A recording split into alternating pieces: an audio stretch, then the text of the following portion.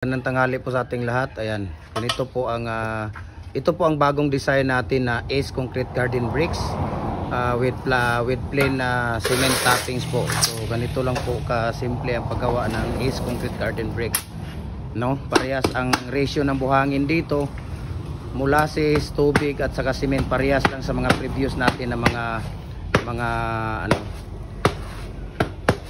mga mixing.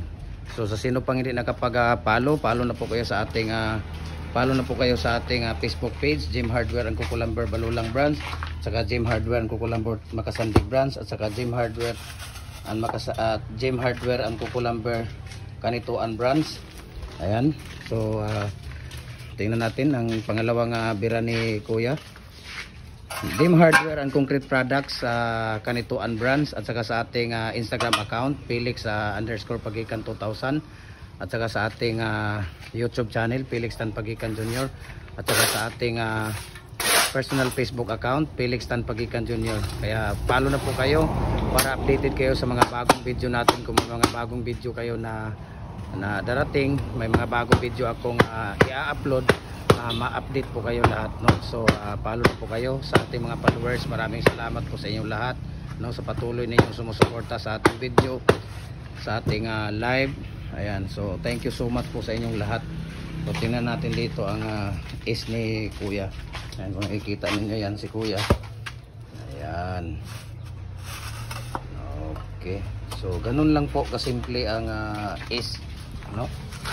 Ganun lang po, parehas lang din ang ratio niya. Ang ratio ng is dito parehas lang. So kung may mga alanganin, no, kaya may mga biyak-biyak, no, kailangan lang anuin siya ng kutsara lang ang pwedeng gumawa ng ano niya, para mas mapanatili nating tawag dito makinis, no, makinis ang toppings. Ayan, kung makikita niyo talagang napakakinis po talaga, no. So napakaganda po. Ayan, so thank you so much po sa inyong lahat, sa patuloy ninyong sumusuporta, no, sa mga followers natin, sa mga nagbibigay ng mga star sa atin. Maraming salamat po sa inyong lahat, at pagpalain po kayo ng Panginoon. So ito naman ngayon ang ginagawa ni Kuya ay bar. So parehas lang din ang ratio ng buhangin, water, molasses, tubig, cement, at saka yung plain toppings niya na parehas lang. Walang pagkakaiba sa ratio ng buhangin, water, tubig, molasses. Ang kaibahan lang dito yung tawag dito yung design. Yun lang tayo nagkakatalo sa design, pero parehas lang din. Yan, kung makikita niyo si Kuya, naglagay siya ng toppings diyan sa molder. Tapos tumitira ito. Ano yung dito, Kuya? Ano ang ilang karatilya buhangin ng mo dito? Siyam na karatilya buhangin? Ilang sakong simento? Tatlong sakong simento. Ilang molasses mo? 1 litro? 1 litro na molasses. Tapos ang ilang timbang tubig? 3 at kalahati. Ilang piraso ang palabas dito? 600. Ha? Hindi bababa sa 600. Hindi bababa sa 600? Ayan si Kuya. So hindi bababa sa 600 ang mo dito? Ang lalabas. Ayun, hindi pala bababa sa 600 ang lalabas dito sa ni Kuya. Tapos ang plain toppings mo, ano ang ratio dito sa plain toppings mo? 8 pala na pinsan. 8 pala na pinsan.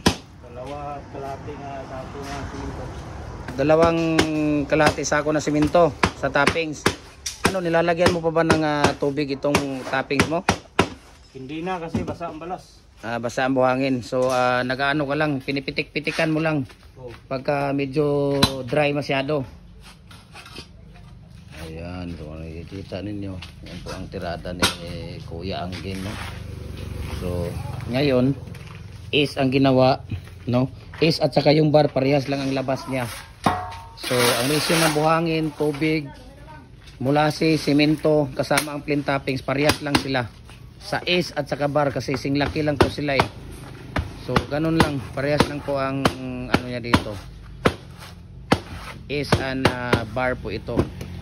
Is concrete garden bricks with plain toppings, and bar concrete garden bricks with plain toppings, no? So parehas lang ang ano niya, parehas lang ang ratio nilang dalawa, parehas lang ang ratio nila. So